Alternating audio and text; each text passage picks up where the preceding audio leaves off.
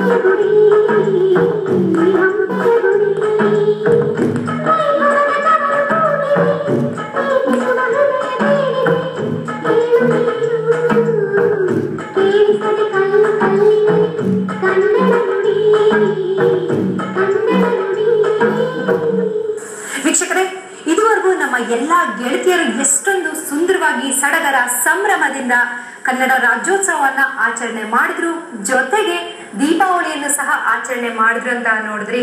ಖಂಡಿತವಾಗ್ಲೂ ಸಹ ನಾವೆಲ್ಲರೂ ಮಹಿಳೆಯರು ಮನೆಯಲ್ಲಿ ಕುಳಿತುಕೊಂಡು ಕೇವಲ ಟಿವಿ ನೋಡೋದು ಇಲ್ಲ ಬರೀ ಕೆಲಸ ಮಾಡೋದು ಇದೆಲ್ಲವನ್ನ ಬದಿಗಿಟ್ಟು ಒಂದ್ ಸ್ವಲ್ಪ ಸಮಯನ ಸಮಾಜ ಸೇವೆಯಲ್ಲಿ ತೊಡಗಿಸಿದ್ರೆ ಮತ್ತೆ ನಾವೆಲ್ಲ ಮಹಿಳೆಯರು ಒಂದ್ ಕಡೆ ಸೇರಿ ಮಾತುಕತೆಯನ್ನ ನಡೆಸಿದ್ರೆ ಎಷ್ಟೊಂದು ಸುಂದರವಾಗಿರುತ್ತಲ್ವೇ. ಖಂಡಿತವಾಗ್ಲೂ ಸಹ ಇವತ್ತಿಂದ ಇಂಥ ಒಂದು ಒಳ್ಳೆಯ ಸಂಘಗಳಿಗೆ ನೀವು ನಿಮ್ಮನ್ನ ತೊಡಗಿಸ್ಕೊಂಡು ಸಮಾಜ ಸೇವೆಯಲ್ಲಿ ನಿರತರಾಗಿ ಅಂತ ಹೇಳ್ತಾ ಕಾರ್ಯಕ್ರಮವನ್ನ ಮುಗಿಸ್ತಾ ಇದ್ದೀನಿ. ಮುಂದಿನ ಸಂಚಿಕೆಯಲ್ಲಿ ಮತ್ತೊಬ್ಬ ವಿಶೇಷ ಅತಿಥಿಯೊಂದಿಗೆ ನಿಮ್ಮನ್ನು ಭೇಟಿ ಆಗ್ತೀನಿ. ನಮಸ್ಕಾರ.